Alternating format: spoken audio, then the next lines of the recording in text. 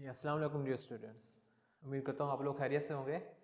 तो dear students, as you know in a previous lecture we were discussing poem number 10 that is the hollow man. इसको तकरीबन हमने complete कर लिया था। हमारा लास्ट जो स्टंजा है वो रहता है, आज हम उसको कंप्लीट करेंगे और इसके लिए आपके पास कोटेशंस हैं। मैं आपके लिए यानी कि ऑलमोस्ट 3 कोटेशन मैंने लिखी हैं, क्योंकि जब हम ज़्यादा करते हैं तो फिर बच्चे जो है वो कन्फ्यूज़ हो जाते हैं। ओके जी, इसका लास्ट स्टंजा हम देखते हैं। Okay, those who have crossed, यहाँ पर क्रॉस्ड से बच्चों हम मुराद लेंगे, इससे मीनिंग लेंगे मीन पास्ड वे और डाइड। क्रॉस से क्या मतलब हो गया? डाइड और पास्ड वे। ओके, मतलब जो वो लोग जो मर चुके हैं, ठीक है, तो मतलब इस दुनिया से दूसरी दुनिया में चले गए हैं, ठीक है, with direct eyes to death, yes, to death other kingdom mean empire और टेरिटरी जिसे हम कह सकते हैं, ठीक है, कि जो मतलब जो है कहता है कि अपनी सीधी नज़रों से मतलब जो कहता है मौत की दूसरी दुनिया में मतलब यानी कि जा चुके हैं, ठीक है, मतलब कि वो जो लोग हैं, एक ये दुनिया है, हमें पता है, हमारा जो बिलीफ है कि एक जो यानी कि हम जब हम मर जाएंगे फिर एक उसके बाद एक दुनिया होगी, ठीक है, फिर इंसान मरने के बाद कुछ अर्सा वो मतलब के कब्र में गुजारेगा और फिर उसके बाद फिर जो हश्र का जो सारा यानी कि हमारा जो निज़ाम है जिस तरह अल्लाह ताला ने बनाया है, ठीक है, उस बारे में बात कर रहे हैं। ओके, अब उनके बारे में नेक्स्ट उसकी बात सुने। कहते हैं कि रिमेंबर अस, कहते हैं वो हमें याद करते हैं या हमें वो याद रखते हैं। कहते हैं इफ़ एट ऑल, अगर हरगिज़, अगर यानी कि हमें वो याद रखते हैं, इफ़ एट ऑल, अगर मतलब वो भूले नहीं हैं, नॉट लॉस्ट वायलेंट, वायलेंट कहते हैं फ्यूरियस को, फ्यूरियस या इंटेंस जिसे हम कहते हैं, वायलेंट सोल्स जिसे हम कह सकते हैं कि ऐसी मतलब कि भटकी हुई पुरजोश जिसे कहते हैं रूहें, बट ओनली, लेकिन सिर्फ क्या, एज द होलो मैन, लेकिन वो सिर्फ हमें खोखले इंसान, फुस भरे इंसान के तौर पे जानते हैं, द स्टफ्ड मैन, ठीक है। मतलब क्या है? कहता है अगर उन लोगों ने जो मर चुके हैं, जो यहाँ से इस दुनिया से अगली दुनिया में चले गए हैं, जो यहाँ से मतलब इस दुनिया से उनका वजूद ख़त्म हो गया, तो अगर वो लोग हमें याद करते हैं तो वो लोग हमें किसी एक पुरजोश आदमी की तरह याद नहीं करेंगे, बल्कि एक उस भरे और खोखले इंसानों की तरह मतलब हम याद करेंगे। वो कहेंगे कि ये कौन से इंसान है, मतलब वो ना, ये जो इसमें मैंने आपको कल बताया था कि ये जो टी.एस. एलियट है, हमारा ये जो पोइट है, इसकी जो थीम्स हैं, फेवरेट थीम्स, ये है कि प्रॉब्लम्स ऑफ मॉडर्न मैन और मॉडर्न एज के जो प्रॉब्लम्स थे, इसने उनको पॉइंट आउट किया और लोगों को बताया कि जो जो जदीद आदमी है इसके क्या क्या इसके मसाइल हैं, तो उसने उसको हाईलाइट किया। उसने कहा कि हम जो उसने इसका लुबे-लुबाब ये है उनका कि उसने कहा कि हम सारे खोखले इंसान हैं, हमारे अंदर मतलब कुछ नहीं है, हमारे अंदर फीलिंग से आ रही हैं, हमारे जज्बात, एहसासात, इस जैसी सारी जो चीज़ें हैं हमारे अंदर से वो ख़त्म हो गई हैं, ठीक है। तो वो कहता है कि जो पुराने लोग हैं जो मर गए, वो जो अच्छे लोग थे, ठीक है, जो बहुत पढ़े लिखे थे, लर्नर्ड थे, ठीक है, और बड़े कंपैशनेट थे, हमदर्द थे एक दूसरे के, ठीक है, तो हम उन लोगों के मुकाबले में कहता कुछ नहीं है। अगर वो हमें कहता जानते भी हैं तो कहता है हमें बिल्कुल ऐसे खोखले इंसान, बिल्कुल जो जिनमें के अंदर कुछ भी नहीं है, उनके तौर पे कहता है हमें वो जानते हैं, ठीक है। तो ये थी हमारी ये पोम बेटा, ये आपने इसके लिए कोटेशन वगैरह आपने अपनी नोट कर लेनी है। देख लेते हैं हम इसकी एक्सरसाइज। इसमें जो है चूज़ द करेक्ट आंसर वाली, इसमें सबसे पहला है the poet calls man hungry, thirsty, hollow. Hollow वो कहता है कि इंसान जो है होलो हैं। The poem, this poem has been written by T S. Eliot, definitely B is correct one. The title of the poem is क्या है? The hollow man, hollow man इसका टाइटल है। We convey dash, we convey nothing, ठीक है, ये वाला जो इसका ऑप्शन है। ओके, तो ये तो थी हमारी पोम बच्चों, और जिसको हमने कंप्लीट कर लिया है। अब इंशाल्लाह आप अपनी नेक्स्ट जो पोम है हम उसकी तरफ बढ़ेंगे। उसमें क्या है, आई होप कि आपने ये सारी जो हैं आपने नोट कर ली होंगी।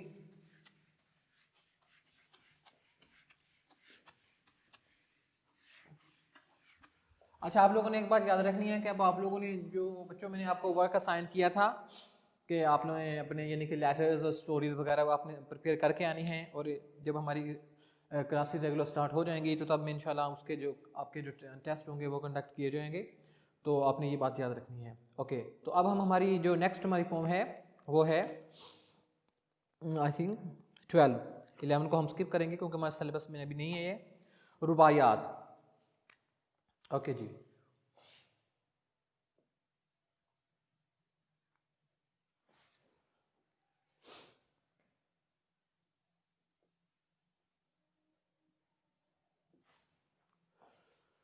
ओके ये हमारी फॉर्म है एक। देखिए यहाँ पर अपोस्ट्रोफी यूज़ हुई है, मैं उसमें वर्ड स्किप कर दिए हैं।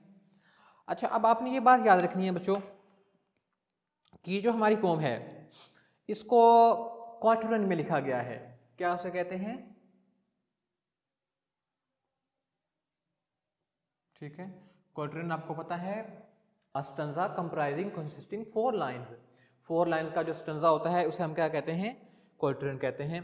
ठीक है, आपको पता होना चाहिए कि इसको इस तरह उन्होंने यानी कि यानी कि 4 लाइनों की एक स्टंजा में उसने इसको लिखा हुआ है। अच्छा, अगर हम इसके राइटर के बारे में बात करें तो इसका जो ओरिजिनल ये जो पोम है, असल जो ये जो रुबाई है, इसको रुबाई कहते हैं, तो ये लिखी गई है अल्लामा इकबाल। इसका जो राइटर है ओरिजिनल, इसका जो पोइट है वो कौन है? अल्लामा इकबाल है।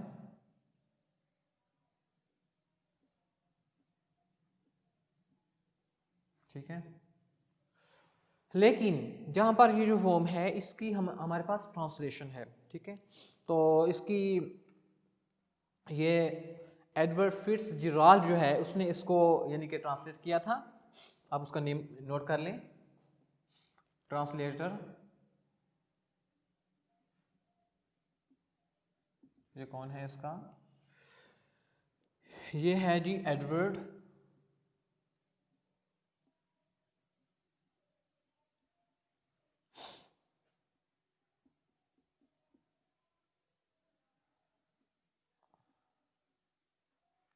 एडवर्ड फिट्जजेराल्ड। ठीक है, ये इसका कंप्लीट नेम है बच्चों। ये पैदा हुए थे 1809 में और इनकी डेथ है 1883 में। ओके, तो इनको याद किया जाता है, ये जो एडवर्ड फिट्जजेराल्ड हैं, कि इन्होंने एक पर्शियन पोइट था उमर ख़याम, उसकी जो रुबाइयात थी इसने उसको इंग्लिश में ट्रांसलेट किया था। तो ये इसका एक बड़ा यानी कि कारनामा था जिसकी वजह से इसको याद किया जाता है। ठीक है, तो आपको पता है कि ये जो वर्ड, ये जो रुबाई वर्ड है बच्चों, रुबाइया जो यहाँ पर लिखा हुआ है, रुबाई वर्ड है ना, ये अरेबिक वर्ड है। ठीक है, वहाँ से ये निकला है। तो अब देखिए ये जो कि असल पोम अल्लामा इकबाल ने लिखी, ठीक है, तो और उसको फिर उसने यानी कि एडवर्ड फिट्जजेराल्ड ने इसको यानी कि ट्रांसलेट किया इंग्लिश में, और ये हमारे पास इस शेप में हमारे पास यानी कि मौजूद है, और उसने इसको क्वार्टरन में लिखा यानी कि 4 लाइंस के स्टेंजा में। तो अब हम इस पोम को स्टार्ट करेंगे। असल में ये जो पोम है इसके बारे में थोड़ा सा आपको बता दूँ, इसमें अल्लामा इकबाल जो है वो हमें बताता है कि हम अब जो हमारा जो यकीन है अल्लाह ताला पर, कि वो इस तरह होना चाहिए कि जैसा इब्राहीम अलैहिस्सलाम का यानी कि ईमान था, अल्लाह ताला पे पुख्ता यकीन था कि जब उन्हें आग में फेंका गया तो अल्लाह ताला पे यकीन था कि अल्लाह ताला मुझे यानी कि बचा लेंगे। ठीक है, तो कहता है कि हमारा ईमान जो है अब हमारे अंदर वो वैसा ईमान नहीं रहा। कहता है कि अब हम इस फॉर्म में पढ़ेंगे, वो इसको बड़ी डिटेल से हमें बताता है। चलिए इसको स्टार्ट करते हैं। ओके, ओके, रुबायात, ये हमारे पास पोम नंबर 12 है बच्चों, ये याद रखना है आपने। Okay,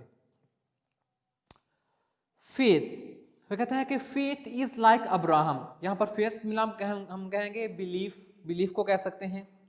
okay, faith is like Abraham, Abraham से मुराद यहाँ पर क्या है? इब्राहीम अलैहिस्सलाम की बात हो रही है। एट द स्टेक, स्टेक, ठीक है, मतलब कि वो जो जिस पर यानी कि उनको लटकाया वगैरह गया था ना, वहाँ पर आग पर, उसकी बात कर रहे हैं, स्टेक कहते हैं। यहाँ पर हम मुराद लेंगे डेंजर या रिस्क। ठीक है,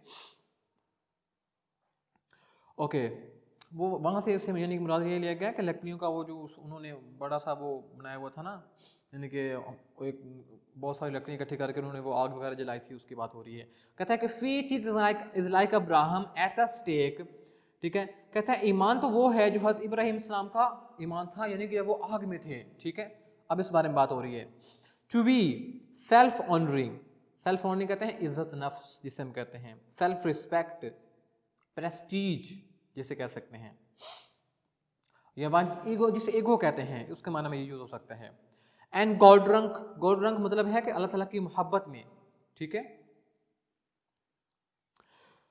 इज फेथ,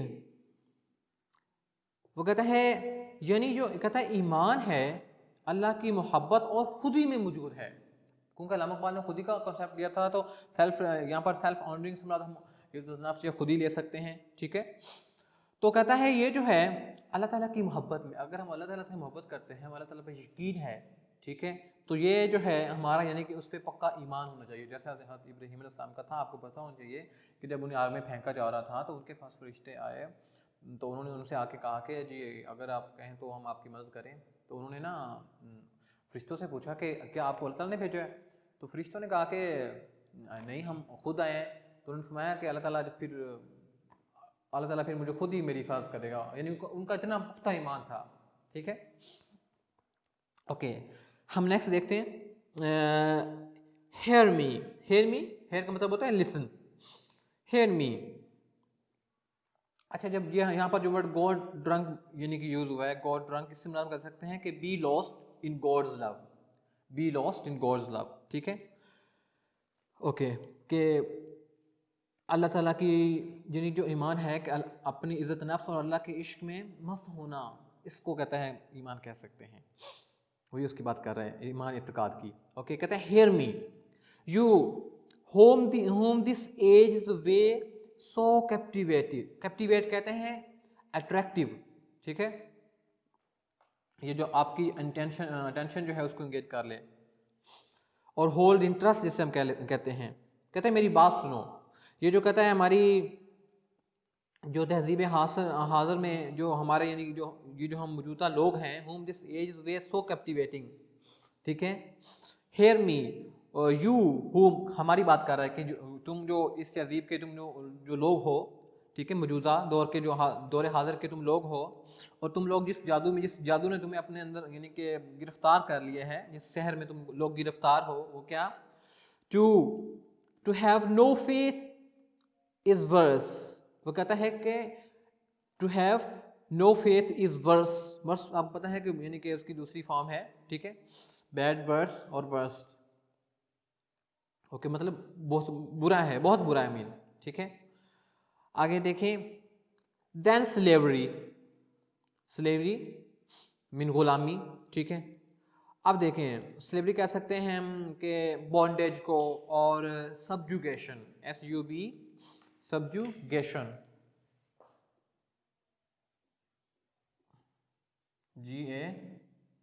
GATION, ओके। वो कहता है कि बेईमान होना, अगर आपके अंदर ईमान मौजूद नहीं है तो ये गुलामी से भी बदतर है। कि अगर आप गुलाम हैं, ठीक है, तो आपको बताऊँ चाहिए कि जो आज़ादी यानी कितनी बड़ी नेमत है। जो अगर जो लोग गुलाम हैं उनको पता होता है कि जो यानी कि आज़ादी क्या नेमत है, ठीक है। अगर हमें आज़ादी की कदर पूछनी है तो हम गुलामों से पूछें कि उनके आज़ादी क्या चीज़ है। तो इसलिए कहता है कि अगर आपके पास यानी कि पुख्ता ईमान नहीं है तो ये गुलामी से बदतर है। वो ये बात करने की कोशिश करता है। हम नेक्स्ट देखेंगे, नेक्स्ट नज़र हमारा देखें, कहता है कि म्यूज़िक ऑफ स्ट्रेंज, स्ट्रेंज से मतलब हम यहाँ पर लेंगे unusual, QUER, music of strange lands, queer के स्पेलिंग में लिख देता हूँ यहाँ पर, QUER, okay. Music of strange lands with Islam's fire से मुराद हम यहाँ पर लेंगे लाइट, नॉलेज, ब्लेंड्स कहते हैं कंबाइन, यानी अरब, उसकी वो बात कर रहा है। कहते हैं म्यूजिक ऑफ स्ट्रेंज लैंड्स, ठीक है, लैंड से मतलब यहाँ पर हम लेंगे कंट्रीज, ठीक है। विद इस्लाम्स फायर ब्लेंड्स, अगली बात सुनिए, on which the Nations harmony depends, on which the Nations harmony कहते हैं यूनिटी को, एग्रीमेंट को, डिपेंड्स वो ये बात करने की कोशिश करता है कि music of the strange lands, कहते हैं यानी कि अरब और अजमी जो हैं और अरबी जो हैं, मतलब जो दूसरी स्ट्रेंज लैंड्स की बात करेगा तो मतलब वो अरब से हट के बात कर रहा है, ठीक है। तहजीबों में कहता है इसमें जो है वहदानियत है, कहते हैं इसका इंसार जो है उम्मत की जो हम आहंगी है उसकी एक होने पर, हम कहते हैं ना खाना काबा जो हमारा यानी कि एक मरकज़ है, वहाँ पर सारी नेशंस के सारी कौमों के लोग वहाँ पर इकट्ठे होते हैं, कोई रंग नस्ल का कोई उसमें तमीज़ नहीं की जाती, ठीक है, उसमें कोई इस यानी कि इन चीज़ों पे बिलीव नहीं किया जाता। तो वो हमारा एक मरकज़ है जहाँ पर वो एक यानी कि इसकी एक हम आहंगी का एक ज़रिया है, ठीक है। इस पर उम्मत की कहते हैं हम आहंगी का इन्हसार है। उसके बाद देखें कहते हैं कि एम्प्टी, एम्प्टी कहते हैं होलो को, devoid DEO,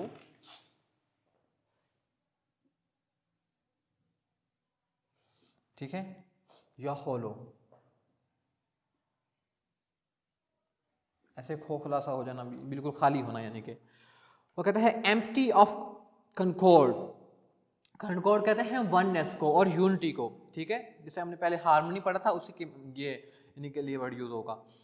is the soul of Europe, के मगरबी अवाम जो है उनका कोई वहदानियत का मरकज़ नहीं है, कि हमारे पास तो एक मरकज़ मौजूद है काबा की शक्ल में, कि हम वहाँ पर जाके हज करते हैं, हमारे लोग तो हम सारे वहाँ पर इकट्ठे हो जाते हैं, वो हमें एक बिल्कुल हमें यानी इकट्ठा कर देता है, सारे हमारे जो मुसलमान हैं वो वहाँ पर इकट्ठे होते हैं। कहता है कि empty of concord is the soul of Europe, ठीक है। वो कहता है कि मगरबी अक़वाम जो है वो यानी कि इसके बगैर है, यानी कि उनका कोई ऐसा कोई सेंटर नहीं जहाँ पर वो इकट्ठे हो सकें, वहदत के बगैर है, कहता है। हुज सिविलाइजेशन, जिनकी सिविलाइजेशन कहते हैं tradition culture, whose civilisation to know Mecca bands, ठीक है, कहता है बैंड्स कहते हैं बो करने को, BOW,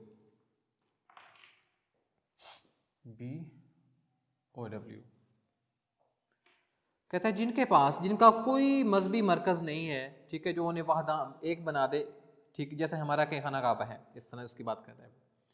कहते हैं लव्स मैडनेस, मैडनेस से यहाँ पर हम मुराद लेंगे यानी कि पैशन, एक्साइटमेंट कह सकते हैं, डिवोशन कह सकते हैं, devotion. Loves madness has departed, departed mean finished, ठीक है। मैडनेस को आप क्रेजीनेस भी कह सकते हैं, इंसैनिटी भी कह सकते हैं, क्रेजीनेस भी इसके लिए आप लिख रहे हैं।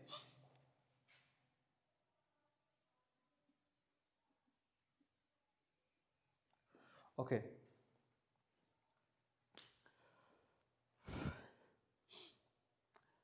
लव्स, लव के लिए वर्ड होगा तो उसको हम यानी कि पैशन भी कह सकते हैं। Okay, loves madness has departed, departed mean finished, die in, कहते हैं मुसलमानों में मोहब्बत का मतलब जो जुनून है ना वो ख़त्म हो गया है, मोहब्बत का जुनून मुसलमानों में बाकी नहीं रहा। आगे कहता है द मुस्लिम्स वेन, ठीक है, वेन आपको पता है ब्लड वेसल्स को कहते हैं।